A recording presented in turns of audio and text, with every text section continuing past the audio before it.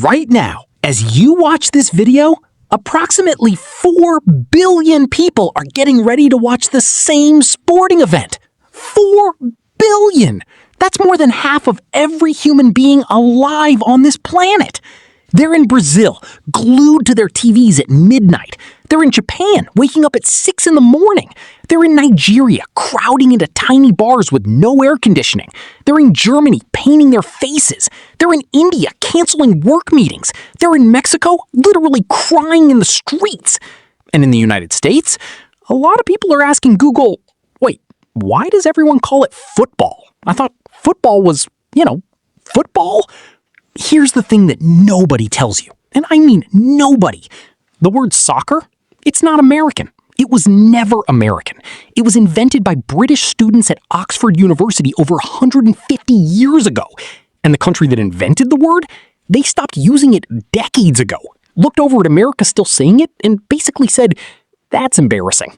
That's yours now. This is the story of how one sport ended up with two completely different names. And once you understand it, you'll understand something far deeper. Why this game means so much more to the rest of the world than Americans have ever been told. Stay with me, because this one will actually change how you watch the World Cup. Before we get into the naming war, let's make sure we're all on the same page. We're talking about the sport where 11 players on each side try to kick a round ball into a net, using mostly their feet, for 90 minutes. No hands, unless you're the goalkeeper. No pads, no helmets, no timeouts, no commercials every 3 minutes. Just players, a ball, a pitch. That's what they call the field, by the way. A pitch. And 90 minutes of non-stop action. This sport is played in every single country on Earth. Every single one. There are 211 national football associations recognized by FIFA, the sport's governing body, which is actually more member nations than the United Nations has. Let that land for a second. This sport has more countries signed up to play it than the United Nations has members. Over 265 million people actively play it. Around 4 billion people watch the FIFA World Cup. The 2022 World Cup final alone drew an estimated 1.5 billion simultaneous viewers. For comparison, the Super Bowl, America's biggest sporting event, gets around 120 million viewers. That's not even close. This is, by every possible measure, the most popular sport in human history. And here in America, we've been calling it by the wrong name. Or rather, a very old British nickname that the British themselves abandoned. So, how did this happen? To understand why the name split, we need to go back to England in the early 1800s. Imagine this.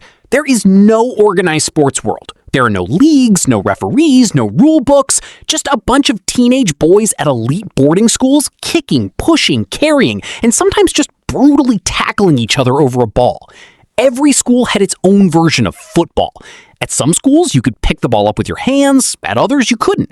At some, you could tackle players to the ground. At others, it was all about your feet. It was completely chaotic. If boys from two different schools tried to play each other, they'd literally argue about the rules for an hour before even starting the match. Something had to change. In 1863, a group of English clubs and schools met in London at a pub called the Freemasons' Tavern, which is a perfect detail, and they formed what they called the Football Association, the FA, and they agreed on one unified set of rules. You use your feet, no hands, no hacking, no carrying the ball. This became known as association football. The key word there is association, because there were other versions of football still being played. Specifically, there was another game, played at rugby school in particular, where you could pick the ball up and run with it. That game needed its own official rules too. In 1871, it got them, and became known as rugby football. So now you had two completely different games. Association football, feet only, no hands. Rugby football, you can carry the ball and run. Two sports, both called football, both growing rapidly in popularity, both being played by the same upper-class young men at the same schools and universities. This is where the naming problem starts. Here's where it gets genuinely fascinating and a little absurd.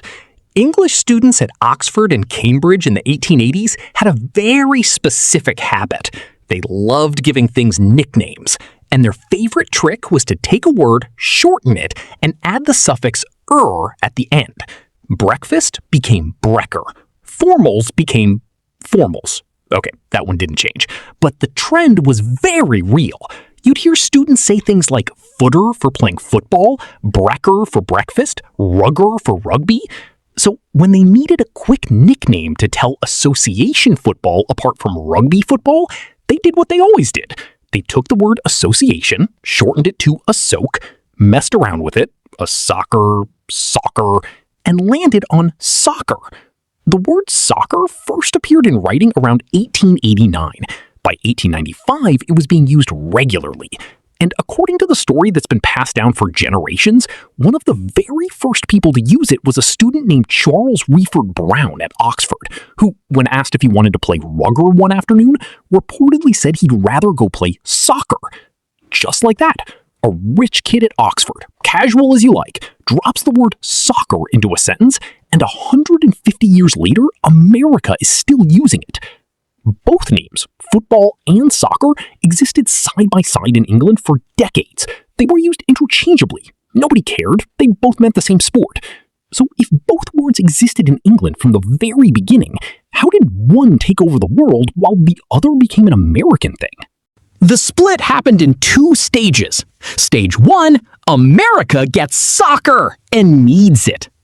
When the sport arrived in the United States in the late 1800s and early 1900s, Americans already had a game they called football. It was a rough, physical, carry-the-ball version of the game, the ancestor of what we now call American football. The NFL would eventually be founded in 1920. So when association football showed up in America, there was immediately a problem. You couldn't call it football. Football already meant something else, something very American, something with shoulder pads and touchdowns. Soccer was the perfect solution. It was already a recognized nickname for the sport in England.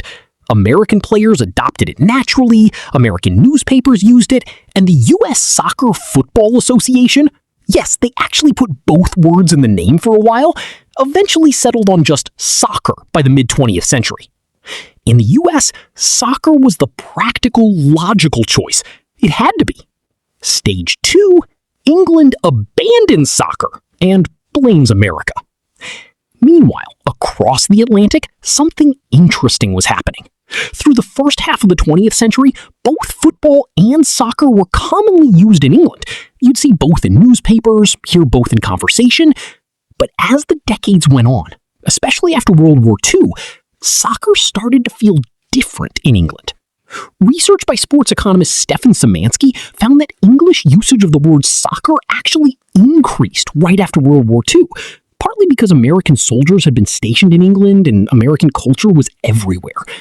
And that, ironically, is exactly why England eventually stopped using it. By the 1970s and 80s, the word soccer had become associated with America, with American culture, with the sense that Americans were trying to take this deeply British, deeply English sport and rebrand it. English fans wanted nothing to do with that. They doubled down on football, their football, and treated soccer like a dirty word. So the country that invented the word soccer decided it was too American, handed it back, and never spoke it again. So here's where things stand in 2026.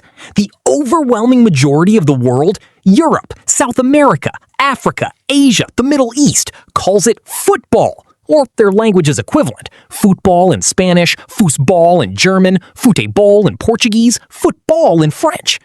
A small number of countries use soccer, primarily the United States and Canada, where other forms of football exist and cause the same naming conflict. Australia also uses soccer widely because they have Australian rules football and rugby league to deal with. Japan uses soccer, a direct borrowed pronunciation of the English word soccer, thanks to early American cultural influence after World War II. According to a 2014 survey, 77% of Americans call it soccer. Meanwhile, 71% of Britons call it football, and only 11% use the word soccer at all, and the ones who do are usually older or joking. Here's the thing that matters. This isn't just about language, it's about cultural ownership. When someone in Brazil says futebol, they're not just naming a sport, they're describing a piece of their identity. When a kid in Argentina says football, it's inseparable from who they are as a person. From Maradona, from Messi, from every street corner where kids grow up kicking a ball barefoot because they can't afford shoes, but they can afford dreams. When someone in England says football, they mean the game that pulled working-class communities together during the Industrial Revolution, the game that gave factory workers something to live for on Saturday afternoons. When a Nigerian fan says football, they mean the game that united a country of over 200 different ethnic groups under one green and white flag. The word football carries the weight of the entire world behind it. And the word soccer, it's just what Americans call the same beautiful game. Neither is wrong, both are the same sport, but understanding the difference tells you everything about why this World Cup means something different here than it does everywhere else on Earth. Here's the part that nobody's saying out loud, but it's the truth. America is hosting this World Cup right here on American soil, in American stadiums, in American cities. The 2026 FIFA World Cup. And for the next 6 weeks, whether you're a sports fan or not, whether you've ever watched a single match in your life, this game is going to be unavoidable. It's going to be in your workplace. It's going to be in your social media feed. It's going to be in bars, restaurants, airports, gas stations. People are going to be calling in sick on match days. Coworkers are going to be watching on their phones during meetings. Strangers are going to high-five each other in the street. Because 4 billion people watch this tournament, and a huge chunk of them happen to be Americans who've been quietly watching their whole lives, and Americans who are about to watch for the very first time. And here's what we know from history. Every time a country hosts the World Cup, the sport explodes in that country. The 1994 World Cup was also hosted in America. After that tournament, Major League Soccer was founded. An entire generation of American kids grew up kicking a soccer ball in the backyard for the first time. This could be bigger than that. Whether you call it football or soccer, it doesn't matter. What matters is that for the next 6 weeks, you're about to watch something that literally half the world is watching with you at the same time, feeling the same emotions. That's what this sport does. It's the only thing in human history that genuinely brings the whole world together in the same moment. So the next time someone asks you, wait, is it football or soccer? You can tell them the whole story. It started as association football in 1863 England. Oxford students turned it into soccer as slang. America needed the word because we already had our own football. The rest of the world kept saying football.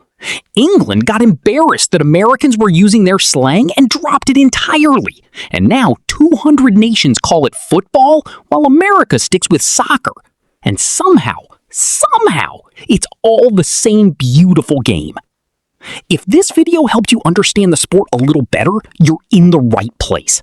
Over the next 6 weeks, we're going to break down everything. The rules, the history, the players, the rivalries, and everything you need to watch this World Cup and actually understand what you're seeing. Hit subscribe because you don't want to miss the next video where we break down exactly how the World Cup works, from the group stage all the way to the final in about 8 minutes flat. I'll see you there.